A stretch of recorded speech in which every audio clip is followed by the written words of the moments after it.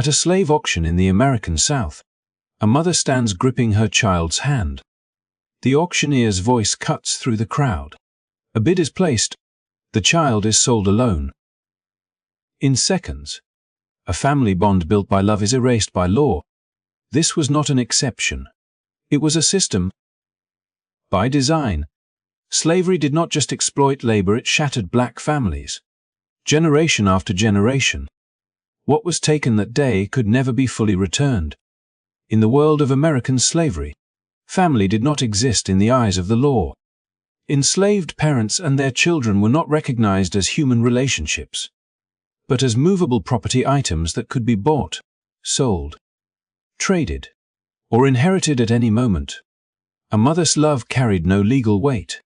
A father's protection meant nothing on paper. What mattered was ownership.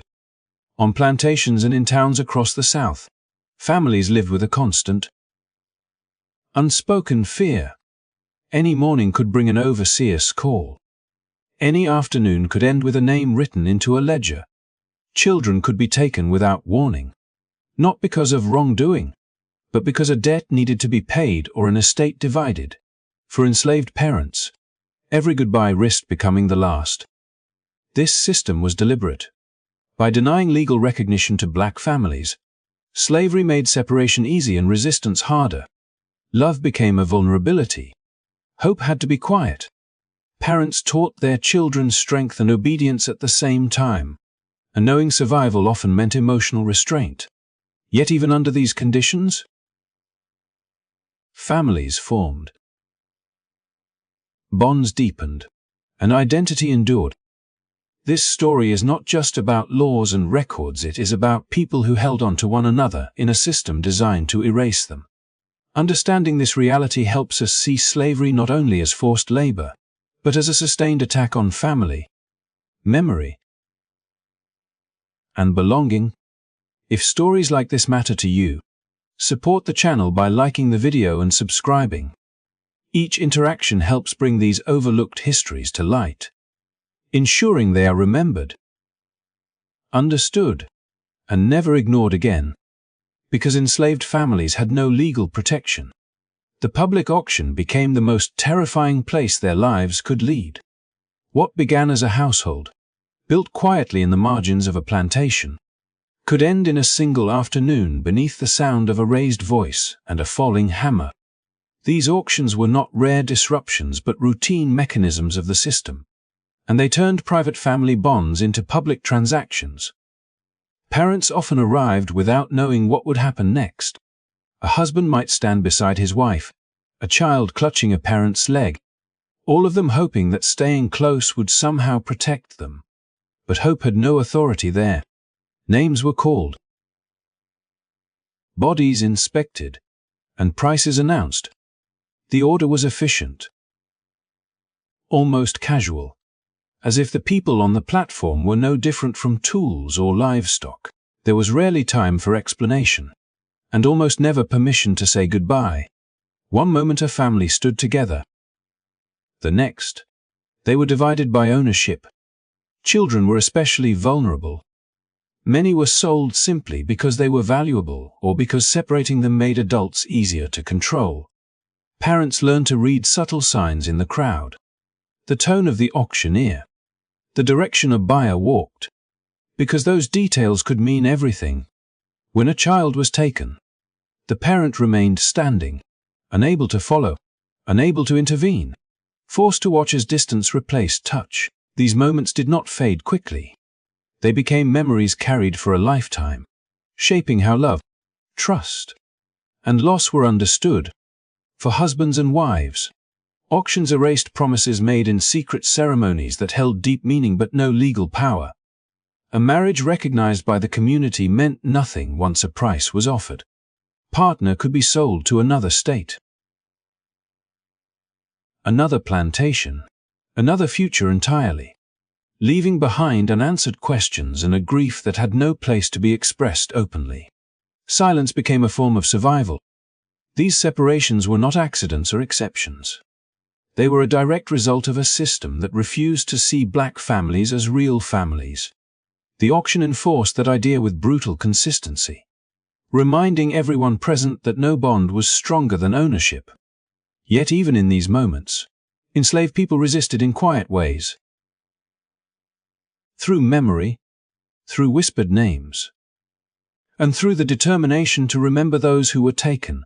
In that remembering, family endured, even when the system tried to erase it. For many enslaved children, separation did not come at the edge of adulthood or even adolescence, but at an age when the world was still defined by touch, voice, and routine. Long before they could fully understand what was happening, they were taken from the only stability they knew. In a system where family had no legal standing, childhood offered no protection. Instead, it made them more vulnerable. A child under 10 often understood home as a rhythm, a familiar face at dawn, a hand guiding them through the day, a voice at night that promised safety. Even in a harsh world, when separation came, it rarely arrived with explanation. One day, they were told to stand still. The next, they were walking away from everything familiar, often towards strangers who would not speak their language of comfort or care. What followed was not just physical distance, but a sudden break in memory, belonging, and identity. Parents knew this danger and tried to prepare their children in quiet ways. They taught them names, stories, and songs, hoping these fragments might survive if they did not. Some children clung to these memories as lifelines, repeating them silently to avoid forgetting who they were or where they came from. Others learned to bury them, because remembering hurt too much. Either choice carried a cost that lasted far beyond childhood. As these children grew, many struggled with a sense of disconnection that never fully faded. Without consistent family ties, identity became something fragile and uncertain. They were forced to adapt quickly, to read new environments, new expectations, and new authorities, often without guidance. Trust became difficult. Attachment became risky. Survival demanded emotional restraint at an age when comfort should have been freely given. This loss did not end with the child alone. Parents left behind carried a different burden, one shaped by absence. Every task, every passing year, was marked by the question of where their child might be and whether they were safe. Because the system offered no records meant to reunite families, hope had to exist without direction. Time passed, but uncertainty remained. The early separation of children was not a side effect of slavery. It was a feature of a system that valued control over humanity. By breaking family bonds early, it reduced resistance and reshaped lives before they had a chance to form. Yet even under these conditions, traces of identity survived, carried forward in memory, in resilience, and in the quiet determination to remain human in a world that denied it.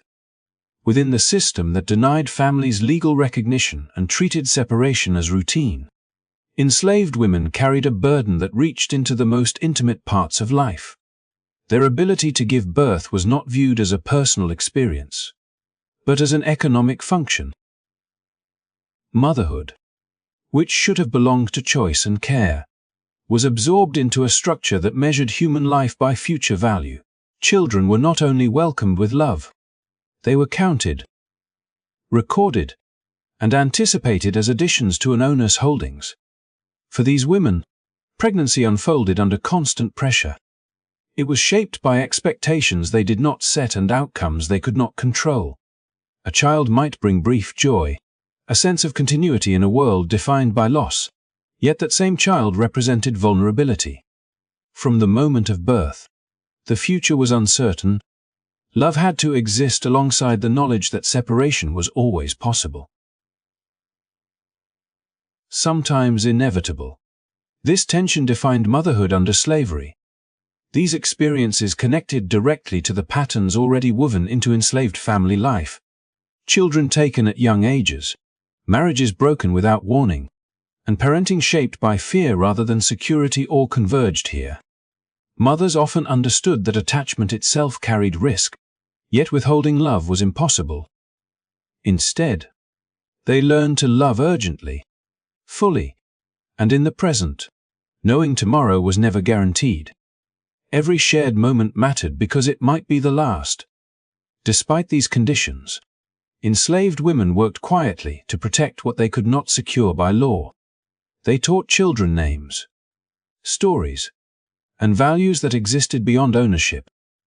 They passed down memories meant to survive even if they themselves could not remain present.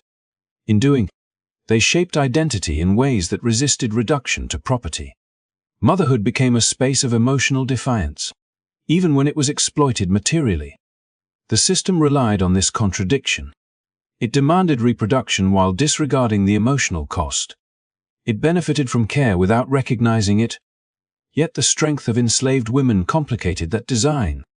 Their children carried traces of their voices, lessons, and resilience long after physical bonds were broken.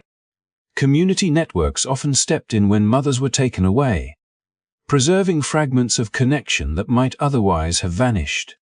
This form of exploitation reveals how deeply slavery extended into personal life.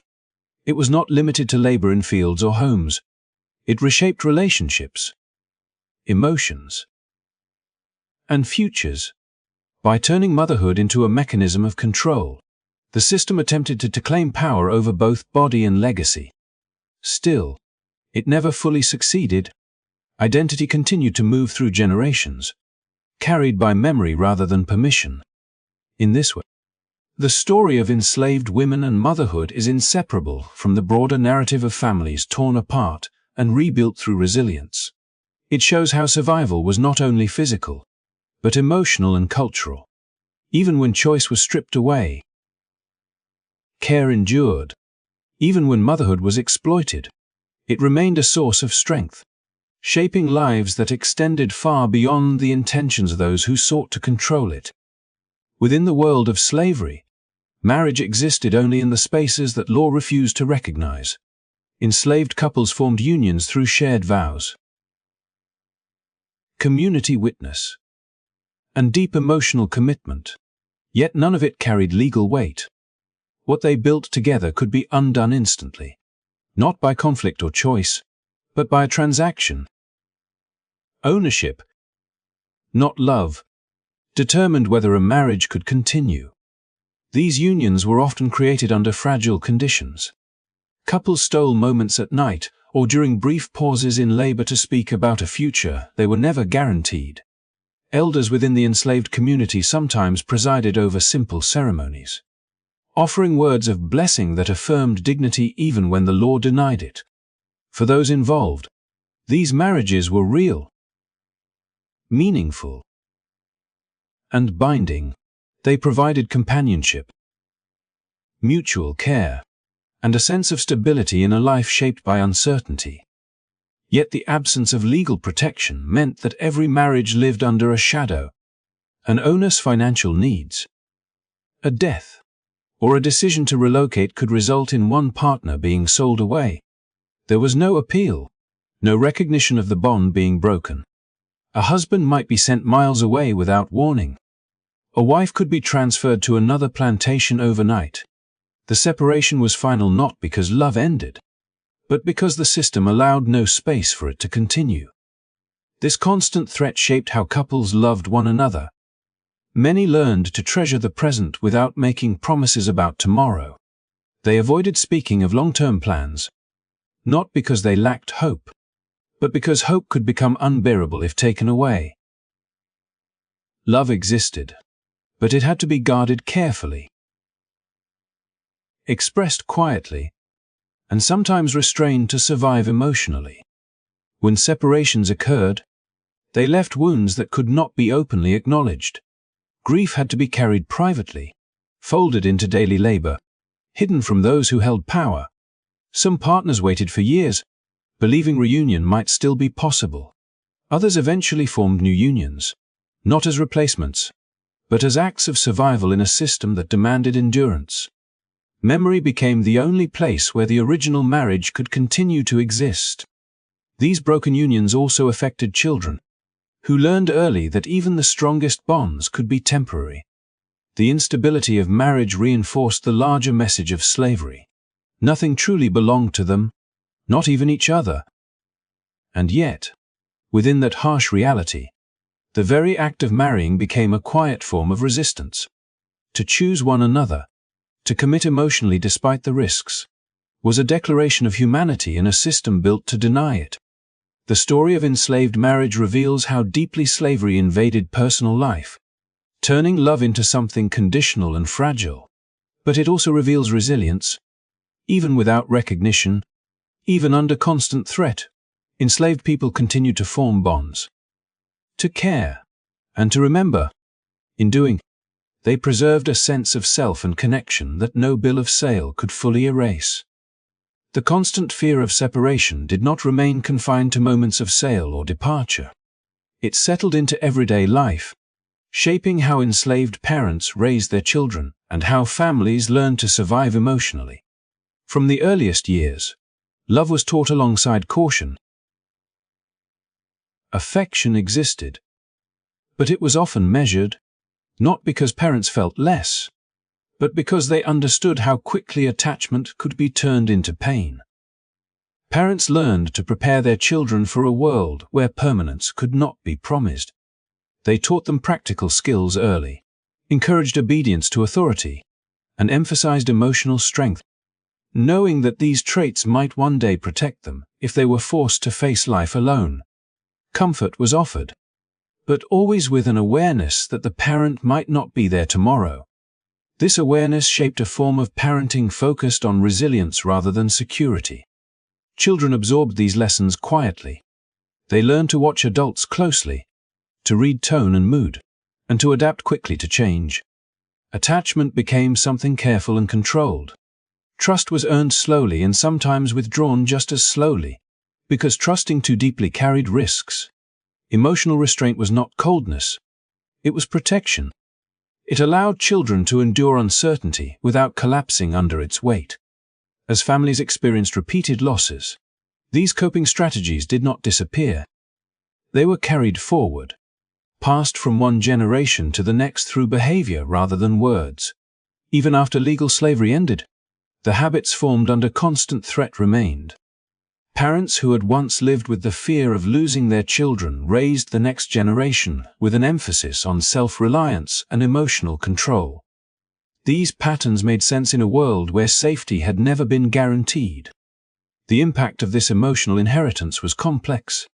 On one hand, it fostered remarkable resilience, adaptability, and strength.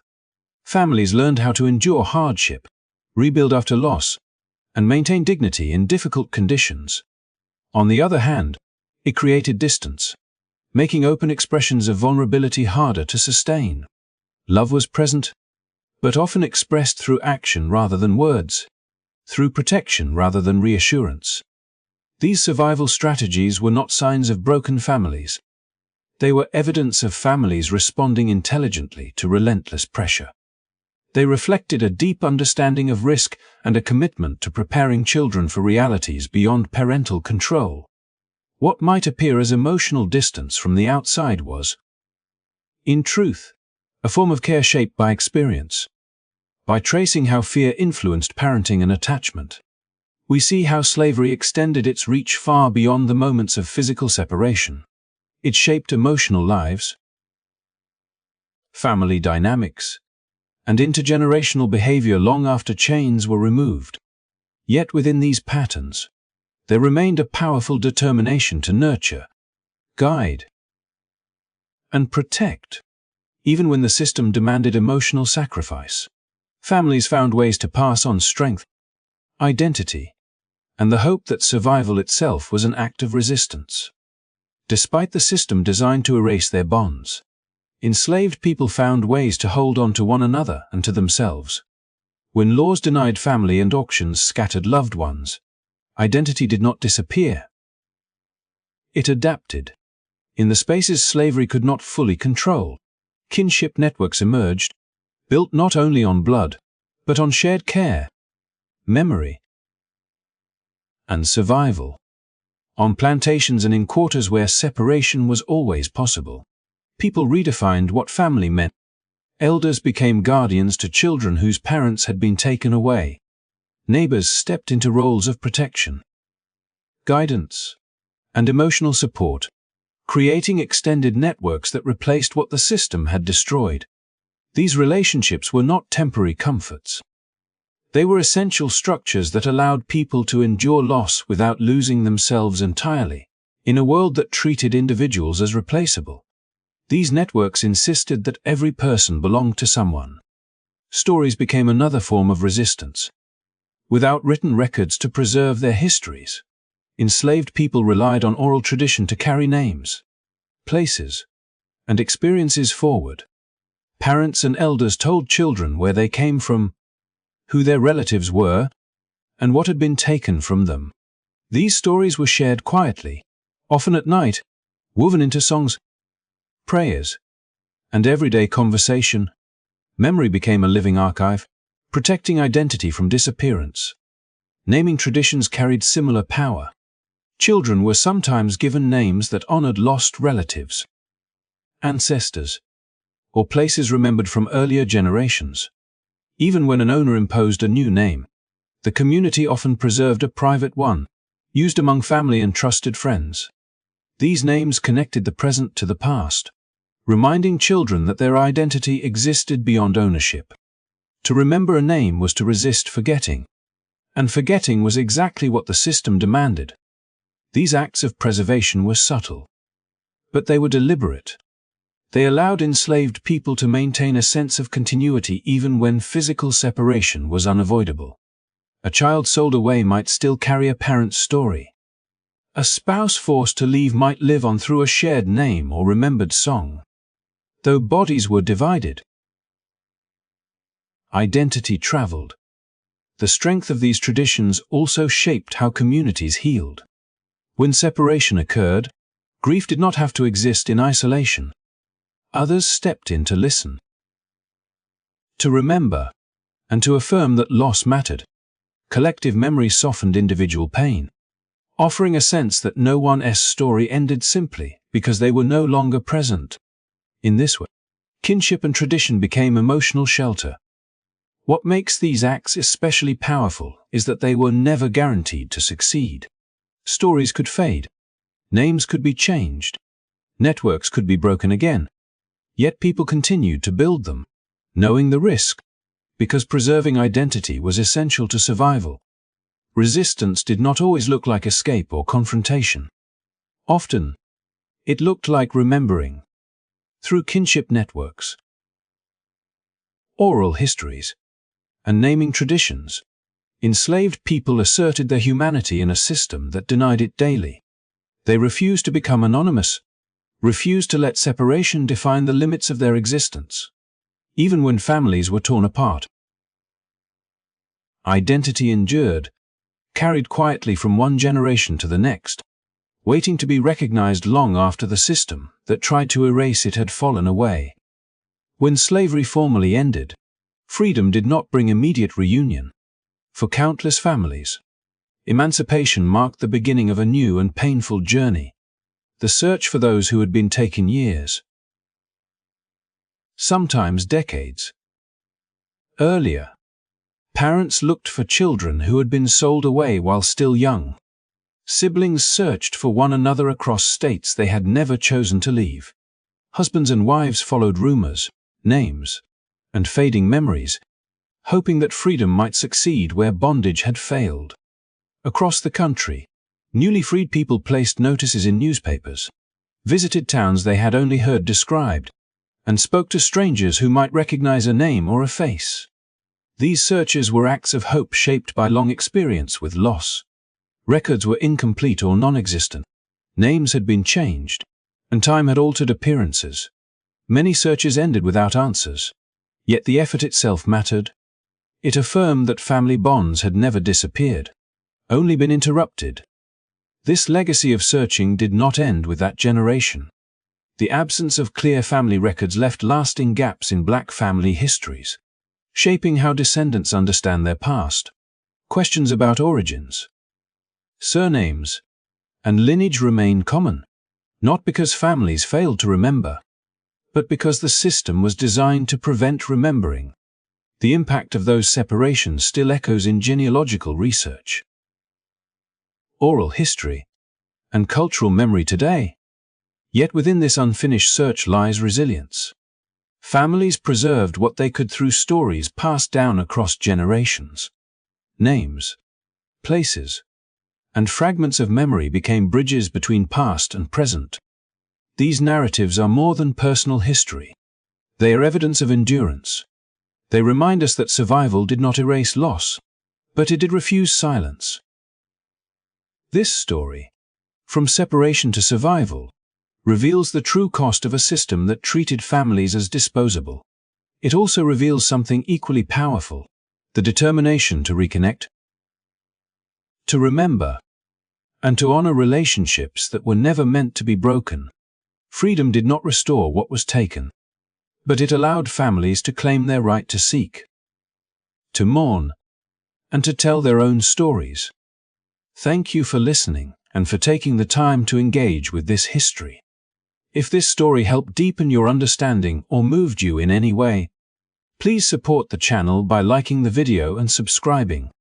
Your support helps ensure that these stories continue to be told, remembered, and passed on to future generations.